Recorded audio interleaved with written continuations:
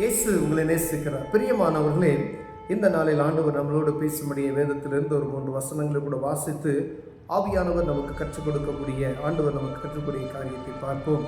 அது லூக்காவின் புஸ்தகம் 8வது அதிகாரம் 1, 2, 3 வசனங்கள் இப்படியாக சொல்லுகிறது. பின்பு அவர் பட்டணங்கள் தோறும் கிராமங்கள் தோறும் பிரயாணம் பண்ணி தேவனுடைய ராஜ்யத்துக்குரிய நற்செய்தியை கூறி பிரசங்கித்து வந்தார். 12 அவரோட கூட இருந்தார்கள்.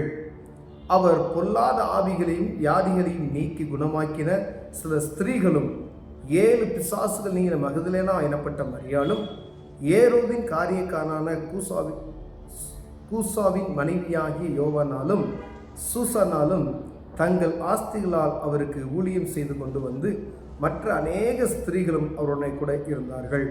பின்பு அவர் பட்டணங்கள் தோறும் கிராமங்கள் தோறும் பிரயாணம் பண்ணி தேவனுடைய ராஜ்யத்துக்குரிய நற்செய்தியை கூறி பிரசங்கித்து வந்தார். 12 அவரோட கூட இருந்தார்கள். பிரியமானவர்களே, இந்த நாள் ஆண்டவர் நமக்கு கற்றுக் கொடுக்கக்கூடிய இந்த வசனத்தின் மூலமாய் ஆண்டவராக இயேசு கிறிஸ்து சுவிசேஷத்திற்காகவே இந்த பூமிக்கு வந்தார் என்பதை நாம் அறிந்திருக்கிறோம். அவர் எப்படியாவது ஜனங்கள் இந்த காரியத்தை அறிந்து கொள்ள முடியாது, பாவ மன்னிப்பின் நிச்சயத்தை அறிந்து கொள்ள முடியாது. ஏன்னா உலகத்தில் இருக்கிற எல்லா மனிதர்களும் பாவத்தில் மூழ்கி கிடக்கிறார்கள் என்ற காரியத்துக்காகவே ஆண்டவர் இந்த பூமிக்கு வந்தார் என்பதை நாம் அறிந்திருக்கிறோம். அதற்காகவே ஆண்டவர் இந்த பூமிக்கு வந்தார். அவர் இங்கே இருக்கும் பொழுது கிராமமாய் தெருவாய் எங்கெல்லாம் அவரால் நடந்து செல்ல முடியுமோ அவர் நடந்து சென்று சுவிசேஷத்தை பிரசங்கித்து வந்தார் என்று சொல்லப்பட்டிருக்கிறது. பிரியமானவர்களே, ஆனால் நம்ம இந்த நாட்களில் சுவிசேஷத்திற்கு என்ன பிரயாசப்படுகிறோம் என்பதை பார்க்க முடியாது. ஆண்டவர் உங்களோடும் என்னோடும் பேசுகிறார்.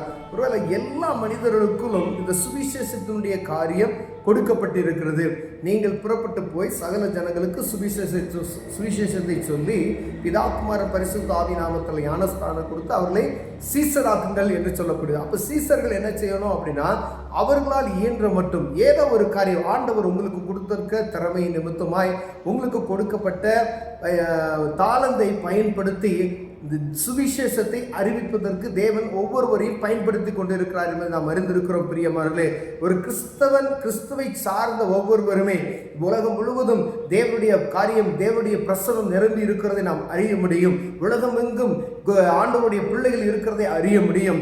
இது எப்படி வந்தது அப்படின்னா, அன்னைக்கு இருந்த அந்த 12 சீசர்கள் நிமித்தமாகவே ஆண்டவருடைய வார்த்தைக்கு கீழ்ப்படிந்து அவர்கள் நடந்ததினால் உலகம் எங்கும் தேவனுடைய ராஜ்யம் கட்டப்பட்டு கொண்டிருக்கிறதை நாம் அறிந்திருக்கிறோம். ஒரு பக்கம் பிசாசானவன் அவனுடைய ராஜ்யத்தை பெருகிக் கொண்டிருக்கிறதை நாம் பார்க்க முடிகிறது. ஒரு பக்கம் ஆண்டவருடைய காரியம் சரியாய் நடந்து கொண்டிருக்கிறது. ஏன் அப்படின்னு சொன்னா, நல்லவை கெட்டவை 2 பக்கமும் நமக்கு முன்பதாக தான் வைக்கப்பட்டு இருக்கிறது. நன்மையான காரியத்தை செய்வதற்கு ஆண்டவர் ஒரு ஜன கூட்டத்தை வைத்திருக்கிறார். தீமையான செய்கிற காரியத்தை செய்வதற்கு ஒரு ஜன கூட்டத்தை ஆண்டவர் வைத்திருக்கிறார். இது எல்லா மனிதருக்கும் நாம் அறிந்திருக்கிறோம். இது பாவம், இது பரிசுத்தம் என்பதை நாம் எல்லா மனிதருமே அறிந்திருக்கிறோம். இதை செய்யணும், இதை செய்யக்கூடாது எல்லாருமே அறிய முடியும். யாரும் அதை மறுக்கவே முடியாது என்பதை நாம் அறிந்திருக்கிறோம். ஆனால் கடைசி இந்த பூமியின் கடைசி நாட்கள் ஒரு வரும் பொழுது ஆண்டவர் கணக்கு கேட்கிறவாய் வருவார் என்பதை நாம் அறிந்திருக்க வேண்டும் என்பதற்காக ஆண்டவர் உங்களோடு என்னோடு பேசுகிறார். ஏன் சுவிசேஷத்தை பிரசங்கிக்க வேண்டும் என்பதற்கு ஒரு ஆவியானவர் நமக்கு கொடுக்கிற ஒரு அறிவுரை பாருங்க. 12 சீசர்கள் பிரசங்கித்தார்கள். பூமி எங்கும் ராஜ்யம் கட்டப்பட்டு கொண்டிருக்கிறது. ஒரு பக்கம் அவனுக்குள்ளே நமக்கு விரோதமானவன் பலமாய் காரியத்தை செய்து கொண்டிருக்கிறான். ஆனால் கர்த்தருடைய பிள்ளைகளாகிய நாம் என்ன செய்து கொண்டிருக்கிறோம்? எங்கும் சுவிசேஷத்தை அறிவிப்பதற்கு எங்கும் கடந்து செல்கிறோமா? கிராமங்களில் கடந்து செல்கிறோமா? இப்போ ஒருவேளை அவர் குறிப்பிட்ட ஒரு 25 வருடங்களுக்கு முன்பதாய் எங்கெல்லாம் நடக்க முடியுமோ அப்படியெல்லாம் நடந்தோம். எங்கெல்லாம் சுவிசேஷம் அறிவிக்க முடியுமோ அறிவிக்க இப்போ நடக்க முடியல நம்மளால. ஏன்னா ஒரு குறிப்பிட்ட தூரம் நடந்தா அப்படின்னா நமக்கு கால்வழி வந்துடுது. ஆனால் ஆண்டவர் பாருங்க, எல்லா பகுதியிலும் நடந்தார். நீ கால் மிதிக்கும் தேசத்தை எல்லாம் நான் உனக்கு தருவேன் என்று சொல்லி ஆண்டவர் நமக்கு வாக்குரைத்திருக்கிறார். அப்ப நடக்கணும். நீங்க பைக் வச்சிருக்கலாம், கார் வச்சிருக்கலாம், என்ன வேணா வச்சிருக்கலாம்னு வச்சுக்கோங்க. ஆனால் சுவிசேஷத்தின் நிமித்தமாய் நீங்க நடக்கக்கூடிய காரியங்கள் அநேகம் உண்டு. தெருக்குள்ள நடந்தே ஆக வேண்டும். பிரியமானவர்களே, நீங்க சுவிசேஷத்தை அறிவிப்பதற்கு களப்பணி செய்யாவிட்டால் ஆண்டவருடைய ராஜ்யத்துக்கு ஆட்சி சேர்க்க முடியாது. ஏன்னா அவர்களை நீங்கள் சீசராக்க முடியாது. நீங்கள் சீசர்கள் புறப்பட்டு போய் மற்றவர்களுக்கு சுவிசேஷத்தை அறிவித்து அவர்களை சீசராகணும். அப்பதான் அவங்க சீசராக மாற்ற முடியும் என்பதை நாம் அறிந்திருக்கணும். அப்ப நடந்து திரியணும். அப்போ நடந்து தெரியணும்னு சொல்லுகிற இந்த இறுதி பாரம் நமக்குள்ள இருக்கணும். நம்ம போதகர்களாக இருக்கலாம், ஊழியர்களாக இருக்கலாம், சுவிசேஷர்களாக இருக்கலாம், மிஷினரிகளாக இருக்கலாம். ஆனால் தேவ சமூகத்துக்கு நேராய் ஒரு தனிப்பட்ட ஒரு மனிதன் விசுவாசியாக இருக்கலாம். நமக்கு ஆண்டவர் கொடுத்த கட்டளைகளை கடைபிடிக்கணும் அப்படின்னு சொன்னால் ஆண்டவர் எப்படி நடந்தாரோ பிரயாணம் பண்ணி தேவனுடைய ராஜ்யத்துக்குரிய நற்செய்தியை கூறி பிரசங்கித்து வந்தார். பாருங்க, பட்டணங்கள் தோறும் கிராமங்கள் தோறும் பிரயாணம் பண்ணி பாருங்க, அந்த நாட்களில் எந்த வசதி இல்லாத எல்லா இடத்துக்கும் நடந்து தான் போக முடியும். ஒரு பகுதியிலிருந்து இன்னொரு பகுதிக்கு கடந்து செல்வதற்கு ஆண்டவர் அதிகமாய் பயன்படுத்தின ஒரு காரியம்னா போட்டு தான் பயன்படுத்தியிருக்கார். இக்கரையிலிருந்து அக்கறைக்கு போவதற்கு படகுல ஏறி நினைச்சுவாங்க, அடுத்த ஒரு இதுக்கு போவாங்க. ஆனா ஆண்டவர் நடந்தே போனார் அப்படின்னு சொல்லி அநேக இடங்களை நாம பார்க்க முடிகிறது. பிரியமானவர்களே, அப்ப ஒரு கிராமம் இருக்கிறது என்றால் அந்த ஜனங்களுக்கு சுவிசேஷ அறிவிக்க நான் நடந்து தான் செல்லணும். நீங்க டிராக்ஸ் கொடுக்கணும் அப்படின்னு சொன்னா ஒவ்வொரு வீடும் நம்ம கடந்து தான் செல்லணும். பாருங்க, ஏன்னா கடந்து செல்லப்படாதபடிக்கு மக்களை நாம் பார்க்கவே முடியாது. அப்ப தேவ ராஜ்யத்தை கட்டுவதற்கு ஆண்டவர் நமக்கு கற்றுக் கொடுத்திருக்கிற இந்த காரியத்தை நாம் கடைபிடிக்கிறவர்களாய் காணப்படும். உங்களால இயன்றது என்ன செய்ய முடியும்? ஆண்டவருடைய ராஜ்யத்தை கட்டுவதற்கு ஒரு மனிதனாய் ஆண்டவர் உங்களை தெரிந்து கொண்டிருக்கிறார். என்னுடைய பிள்ளை இயேசு கிறிஸ்துவை அறிந்து கொண்டவன் என்பதை அறிந்ததற்கு ஆண்டவர் நமக்கு கற்றுக் கொடுத்த இந்த பாடத்தை கற்று நம்ம பிறருக்கு சொல்லிக் கொடுக்கணும்னா நம்ம தவறான காரியத்தை சொல்ல மாட்டோம். ஏன்னா நன்மை செய், அதை தான் நம்ம சொல்றோம். நம்ம மதம் மாற்றுவது கிடையாது, யாரையும் வம்பு கட்டாயப்படுத்துவது கிடையாது. பாவத்துக்கு மரித்து நீதிக்கு பிழைக்கிற ஒரு அனுபவத்தை ஆண்டவர் வரும்பொழுது நீதியை குறித்தும் நியாயத்தை குறித்தும் வரக்கூடிய நியாய தீர்ப்பை குறித்தும் பாவத்தை குறித்தும் கணக்கு கேட்பார் என்பதை நாம் அறிந்திருக்கிறோம். இந்த காரியத்தை என் ஜனங்கள் அறிந்து கொள்ளணும், இந்த காரியத்தை என் சகோதரர்கள் அறிந்து கொள்ளணும், இந்த காரியத்தை என் பகுதியில் இருக்கிற ஜனங்கள் அறிந்து கொள்ளணும். ஏன்னா ராஜ்யத்தில் வரும்பொழுது ஆண்டவர் நம்மகிட்ட கணக்கு கேட்பார் என்பதை நாம் அறிந்திருக்க வேண்டும். பிரியமானவர்களே, ஏன்னா அங்கு மனிதர்களுடைய சாட்சி ஏற்றுக்கொள்ளப்படாது என்று வேதம் சொல்லுகிறது. அங்கு மரமும் கல்லும் சாட்சி சொல்லுமா? உங்க வீட்டுக்கு பக்கத்துல இருக்கீங்க அப்படின்னு சொன்னா அவங்களுக்கு என்னைக்காவது ஒரு நாள் உங்களுக்கு வாய்ப்பு கிடைக்கும் போது இந்த கிறிஸ்துவின் அன்பை பற்றி நீங்க சொல்லிவிட வேண்டும். பிரியமானவர்களே, உங்க கூட வேலை செய்யறவங்க இருக்காங்கன்னா இயேசு கிறிஸ்து எதற்காய் பூமிக்கு வந்தார் என்பதை நீங்க சொல்லணும். கண்டிப்பா நீங்க ஏதாவது ஒரு வார்த்தையில உங்க அன்பின் நிமித்தமாய் அதிகாரத்தின் நிமித்தமாய் யாரையும் பேச முடியாது. அன்பின் நிமித்தமாய் இயேசு அன்புள்ளவர். அவர் உலகத்துல வரும் பொழுது சகல மனிதரின் அன்பு கொடுக்கவே வந்தார் என்று நாம் வாசிக்கிறோம். பிரியமான அவரை போல ஒரு அன்பான மனிதன் யாரையும் பார்க்க முடியாது. ஏன் அப்படின்னு சொன்னா எல்லா கல்லான ஒரு இருதயம் படைத்தவனையும் அன்பினால் என்ன செய்ய முடியும்? மாற்ற முடியும் என்று வேதம் சொல்லுகிறது.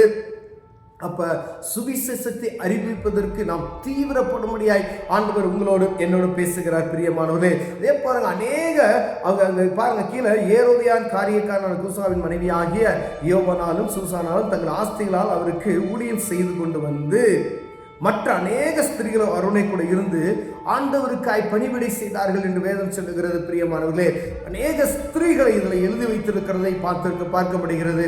இவர்கள் பாருங்க தங்களுடைய ஆஸ்திகளினாலே அவர்களுக்கு உதவி செய்தார்களாம். நம்ம இந்த நாளில் என்ன செய்கிறோம்? அநேக அவருடைய ஆஸ்திகளினாலே ஆண்டவருடைய ராஜ்யத்தை கட்டி கொண்டு இருக்கிறதை நாம் பார்க்க முடிகிறது. ஆனால் நம்ம என்ன செய்கிறோம் என்பதை பார்க்க முடியாது. இந்த நாளில் ஆண்டவர் உங்களோடும் என்னோடும் பேசுகிறார். உங்களால் சுவிசேஷத்திற்கான காரியத்தில் ஏதாவது செய்யக்கூடுமானால் நீங்கள் செய்யுங்க. பிரியமானவர்களே, அதுக்கு தடையாக இருக்காதீங்க. கடந்த நாட்களில் ஒரு சகோதரனை பார்த்தோம். அந்த சகோதரர் என்ன சொல்கிறார் அப்படின்னா, ஊழியத்திற்கு தான் அவர் தடையாக இருப்பார் என்று அவர் பேசுகிறார். அதாவது எங்கேயாவது ஒரு மீட்டிங் நடந்துச்சுன்னா அவர் வேலை என்னச்சுன்னா அங்க போய் அவங்களுக்கு டிஸ்டர்ப் பண்றது தான் அவருடைய வேலை அப்படின்னு சொன்னார். இது ஆண்டவருக்கு எதிர்த்து இருக்கக்கூடிய மனிதன். அப்ப ஆண்டவருடைய ராஜ்யத்தை கட்டு ஒருவேளை அறியாத ஒரு மனுஷன் இப்ப எங்கேயாவது போனோம் ஒரு சுவிசேஷத்தை அறிவிப்பதற்கு அங்க இருக்கிற ஒருத்தர் வேற்று மதத்துக்காரர் வந்து என்ன செய்றாரு, நீங்க எவ்வளோ பசிங்க பண்ண வேணாம் அப்படின்னு சொல்றாரு. அப்படின்றது அப்படி இல்லை, அவர் பண்றாரு, ரைட்டு. ஆனா இந்த மனிதன் ஆண்டவரை அறிந்து கொண்ட ஒரு மனிதன் அதுக்கு தடையாய் இருக்கிறார். ஆனா அது நிமித்தம் ஆண்டவர் மகிமைப்படுவாரா வேதனைப்படுவாரா என்று நீங்கள் பார்க்கும்படி அழைக்கப்படுகிறீர்கள். ஒருவேளை அப்படிப்பட்டதான காரியத்தை நம்ம செய்திருப்போம். நாம் மன்னிப்பு கேட்டு ஆண்டவருடைய சுவிசேஷத்தை அறிவிப்பதற்காக தீவிரப்பட நாம் அழைக்கப்படுகிறோம். பிரியமானவர்களே, எல்லா மனிதரும் அறிந்து ஒருவனும் கெட்டு போகாதபடி நித்திய ஜீவனை பெற்றுக்கொள்ளும்படியாய் ஆண்டவர் இந்த பூமிக்கு வந்தார். வந்ததின் நோக்கம் பாவ மன்னிப்பை கொடுக்கும்படியாய் வந்தார் என்பதை ஜனங்கள் அறிந்து கொள்ளணும். அதுக்காக தான் ஆண்டவர் இயேசு கிறிஸ்து இந்த பூமிக்கு வந்தார். அவர் இருக்கும் பொழுது அதை நம்ம கற்றுக் கொடுத்திருக்கிறார். இதை மற்றவங்களுக்கு சொல்லிருங்க. ஏன்னா நான் மீண்டும் வரும்பொழுது எப்படி வருவேன்? நியாயாதிபதியாய் வருவேன் என்று சொல்லியிருக்கிறார். அப்போ மன்னிப்பு கிடையாது. இப்போ இயேசு கிறிஸ்து எவ்வளோ மன்னிக்கிறவராய் பாவ மன்னிப்பு நிச்சயத்தை கொடுக்கிறவர் வந்தாரோ, அதே போல இயேசு கிறிஸ்து நான் மீண்டுமா எப்படி போனேனே அப்படியே வருவேன் என்று சொல்லியிருக்கிறதை நாம் அறிந்திருக்க முடியும். அப்பொழுது நியாயாதிபதியாய் வருவார். அவர் இந்த பூமியில் இருக்கிற நீதிபதிகளை போல அல்ல.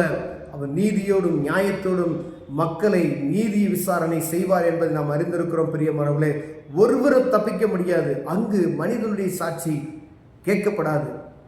அதனால கவனமாக இருக்கும்படி ஆண்டவர் விரும்புகிறார். சுவிசேஷத்திற்காக ஏதாவது செய்யுங்க. ஆண்டவர்களை ஆசீர்வதிப்பார். கண்களை மூடுவோம், ஜெபம் செய்வோம். அன்பின் தகப்பனே, ஆண்டவரே, உம்மை போல ஊழியம் செய்ய எங்களுக்கு கற்றுக் கொடுங்க. ஆண்டவர் இந்த பூமிக்கு வந்ததின் நோக்கத்தை என் ஜனங்களுக்கு அறிவிக்கிறது என் கிருபை பாராட்டுங்க. எல்லா ஜனங்களும் அறிந்து கொள்ளுமையா, இயேசு கிறிஸ்து இந்த பூமிக்கு எதற்கு வந்தார் என்பதை ஒவ்வொரு மனிதகுலமும் அறிந்து கொள்ள உதவி செய்யும். இயேசுவின் நாமத்தில்